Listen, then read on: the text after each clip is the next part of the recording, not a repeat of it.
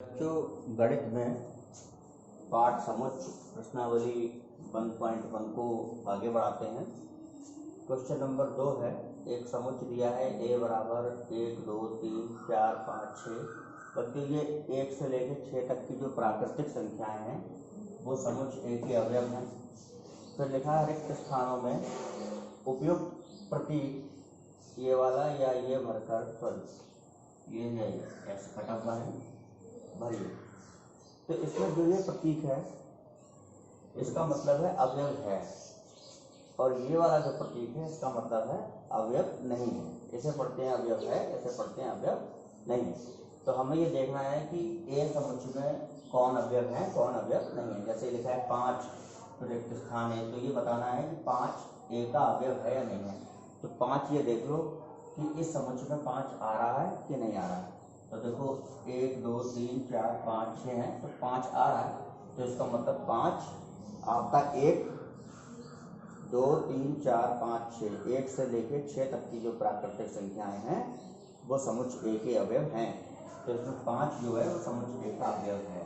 तो इसमें ये वाला प्रतीक आ जाएगा अवयव है। अब इसमें लिखा है 8 ए, तो 8 क्या ए का अवयव है? तो 8 ए में देखो नहीं आ रहा है, तो 8 नहीं आ रहा है, तो 8 ए का अवयव नहीं है।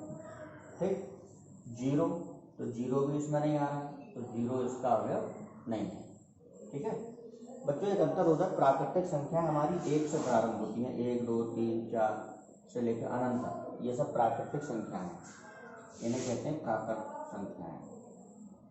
और एक होती है पूर्ण संख्याएं या पूर्णांक। पूर्णांक आपका 0 1 2 3 4 5 ये सब प्लस में भी, और इधर माइनस के -1 -2 -3 -4 से लेकर माइनस अनंत तक, सारी प्लस की सारी माइनस की और 0, ये सब पूर्णांक हैं। लेकिन प्राकृतिक संख्याएं माइनस में नहीं होती। 0 प्राकृतिक नहीं है, 0 जो है वो पूर्णांक है। देखिए अब और आगे बढ़ाते हैं। क्वेश्चन नंबर 3 है, कहते हैं रोस्टर रूप में लिखिए। तो बच्चों ये आपको जो समुच्चय है वो निर्माण विधि से लिखे हुए हैं, लेकिन आपको इन्हें रोस्टर विधि में लिखना है। जैसे पहला क्वेश्चन है ए बराबर, कह रहे हैं x सच डेट x एक पूर्णांक है, मतलब कि इसके समुच्चय में पूर्णांक आएंगे। लेकिन ये जो भाषा लिखी है -3 छोटा है x से और x छोटा है 7 से।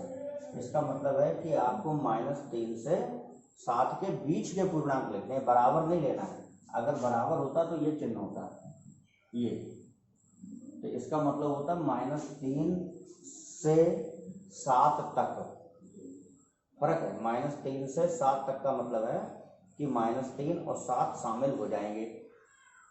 ठीक है, और इस प्रतीक का मतलब है -3 से 7 के बीच के, -3 और 7 के बीच के, और बीच का मतलब है कि -3 और 7 शामिल नहीं होंगे। जैसे हम तुमसे कहें 1 से 10 के बीच की प्राकृतिक संख्या बताओ, तो 1 से 10 के बीच की पूछा तो आप स्टार्टिंग करोगे 2 से, 2 3 4 से लेकर 9 तक, क्योंकि 1 से 10 के बीच की बोला।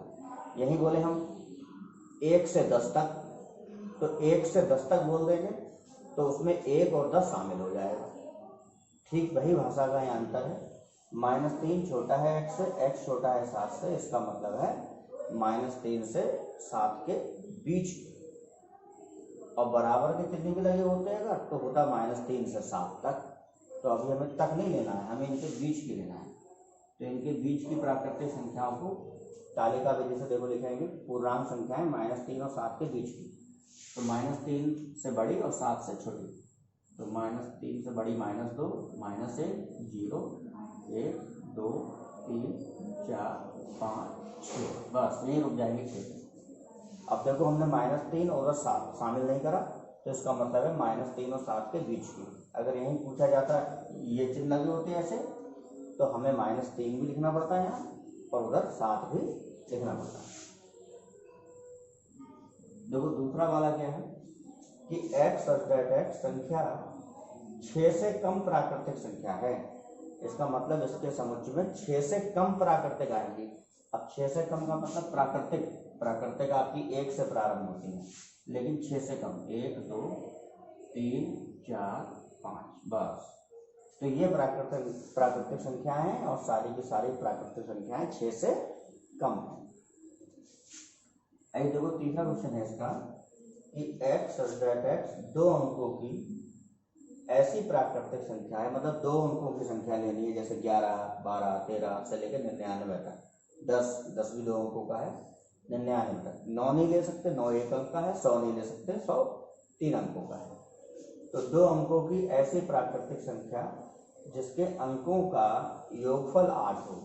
तो अंकों के योगफल का मतलब है जैसे 24 अंक हो गया, तो 24 में 2 और 4 आते हैं, तो 2 4 का जोड़ 6 होता है। लेकिन हमसे कह रहे हैं ऐसी संख्याएं जिनके अंकों का योगफल 8 हो। तो स्टार्टिंग आप करोगे 17, पहली 2 अंकों की पहली 17 में देखो 1 और 7 का जोड़ 8 हो जाएगा। 17 के बाद 26, ये 6 और 2 8, इधर एक एक बढ़ाते जाओ, उधर एक एक कम करता। 35, 44, फिर 53, 62, ठीक है, 6 2 8, 5 3 8 4 4 8 3 5 8, फिर 71 और 80।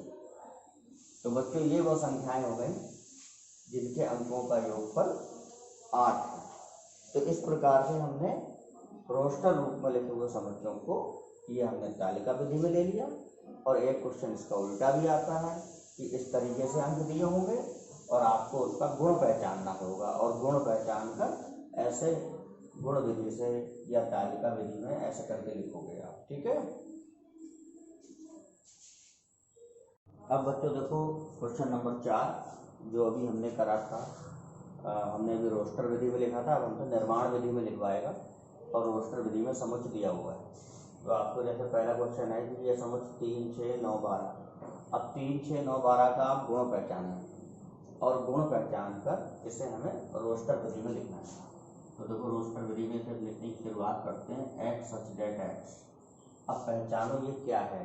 तो देखो 3 6 9 12, ये देखो 3 का पहाड़ा चल रहा है, 3 एकम 3, 3 दूनी 6, 3 तिया 9, 3 चौक 12।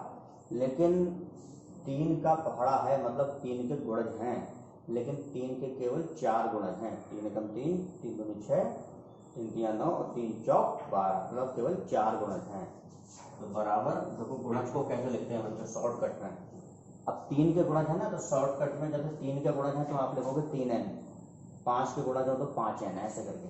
जैसे 3 के गुणज है तो हमने लिखा 3n, जहां n का मान, अब n क्या है तो आपको ये दिखाना पड़ेगा कि कितने गुणज हैं। n ये संख्या, n ये प्रदर्शित करने के लिए लिखते हैं कि ये गुणज कितनी संख्या में है। तो जैसे ये गुणज कितने हैं, एक 4 ही गुणज तो हैं, तो n का मान 1 से 4, जहाँ a छोटा है बराबर n और n छोटा है बराबर 4, ऐसे लिख सकते हो, मतलब 1 से 4 तक। अब n का मान 1 से 4 तक हो गया, इसका मतलब है n का मान 1 से 4 तक है। अब 1 से 4 तक है तो देखो एक चीज जैसे उल्टा करके शो कर दिया करो।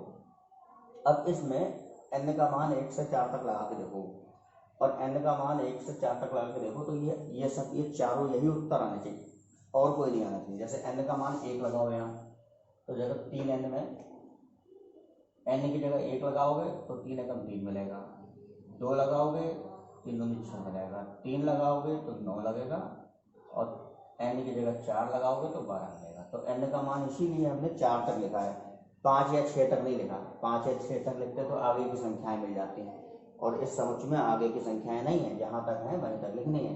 तो इसीलिए हमने लिखा 3 का गुणज है, तो 3 का गुणज को शॉर्टकट में लिखते हैं 3n, और कितने गुणज हैं तो 4 गुणज हैं, इसलिए 1 से 4 तक। अब यही होते मान लो 8 गुणज तो हम लिखते हैं 1 से 8 तक, 6 गुणज होते तो लिखते हैं 1 से 6 तक।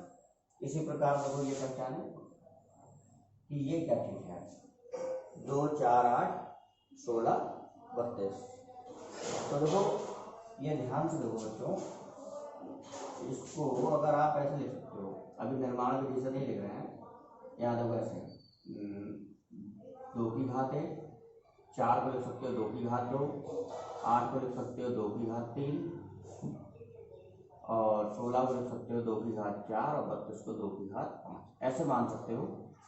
ये सिचुएशन है, 2 की घात 1 का मान 2 होता है, 2 की घात 2 का मान 4 होता है, 2 की घात 3 मतलब 2 का क्यूब 8 होगा, 2 की घात 4 2 की 4 बार गुणा करोगे 16, 2 की घात 5 का मान 32। अब इसको देखो निर्माण विधि से कैसे लिखेंगे, x सच दैट x बराबर, अब देखो इसमें दो सब में समान है और घातों के अंक बदल रहे हैं और घातों के अंक 1 से 5 तक जा रहे हैं, तो हम लिखेंगे 2 की घात n, 2 की घात n, जहाँ n का मान कहाँ से कहाँ तक है, 1 से 5 तक, 1 छोटा या बराबर n, n छोटा या बराबर 5, n का मान 1 से 5 तक। अब बच्चों तुम यहाँ पर n का मान 1 से 5 तक लगाओगे तो आपको क्रम से यही उत्तर मिलेंगे, ये या ये बात है कि n का मान 1 लगाओगे 2 की घात 1, n की जगह 2 लगाओगे 2 की घात 2, n की जगह 3 लगाओगे 2 की घात 3, 4 लगाओगे 2 की घात 4, 5 लगाओगे 2 की घात 5। ऐसे देखो ये पहचान है 5 25 125 625, तो देखो इसे भी इसी प्रकार लिख सकते हो, 5 को लिख सकते हो 5 की घात 1, 25 को 5 की घात 2, 5 का स्क्वायर, 125 को 5 का क्यूब और 625 को 5 की घात 4। अब निर्माण विधि से लिखेंगे तो x सच दैट x बराबर 5 की घात का अंक बदल रहा है, तो 5 की घात n, 5 की घात का अंक बदला और n का मान कहाँ से कहाँ तक बदला, 1 2 3 4, मतलब 1 से 4 तक, जहाँ 1 छोटा है बराबर n, n छोटा है बराबर 4, 4 तक, 1 से 4 तक। अब देखो इसे पहचाने 1 4 9 से लेकर डॉट डॉट डॉट करके छोड़ा है 100 तक, तो देखो इसे ऐसे लिख सकते हो, 1 को 1 का वर्ग, 2 का वर्ग, 3 का वर्ग, पूरा 1 का वर्ग 2 का वर्ग 3 का वर्ग से लेकर 100 हो गया 10 का स्क्वायर। तो x सच दैट x बराबर, अब देखो किस कहाँ अंक बदल रहा है, अब इसमें आधा नीचे का बदल रहा है, घात का नहीं बदल रहा है, इन दोनों सवालों में घात का अंक बदल रहा था, तो इसमें 1 2 3 4 ये संख्याएं बदल रही हैं, n का स्क्वायर, स्क्वायर क्यों लिख रहे हैं, क्योंकि देखो ऊपर का अंक स्क्वायर है, सब में स्क्वायर, नीचे 1 2 3 बदल रहा है। अब n का मान कहाँ से कहाँ तक बदल रहा है, 1 2 3 से लेकर 10 तक, तो जहाँ 1 छोटा है बराबर n छोटा है बराबर 10। अब 1 से 10 तक इसमें n के मान लगाओगे तो यही उत्तर मिलेंगे, जैसे n का मान 1 लगाओगे तो यहाँ n की जगह 1 रखोगे 1 का स्क्वायर, n की जगह 2 लगाओगे 2 का स्क्वायर, 3 की जगह 3 लगाओगे 3 का स्क्वायर। तो बच्चों इस तरीके से हम गुणज को किसी पद के घात को n के पदों में ऐसे हम शॉर्टकट में लिख सकते हैं। तो ये संख्याओं को, जो बड़ी बड़ी संख्याएं होती हैं उन्हें संक्षेप में लिखने का तरीका होता है कि गुणज को लिखना है तो जितना गुणज है, जैसे 3 का गुणज है या 3 का पहाड़ा है तो 3n, 4 का पहाड़ा है 4n, 5 का पहाड़ा है 5n, ऐसे करके लिखोगे, घातों में है तो इस तरह लिखोगे, ठीक है।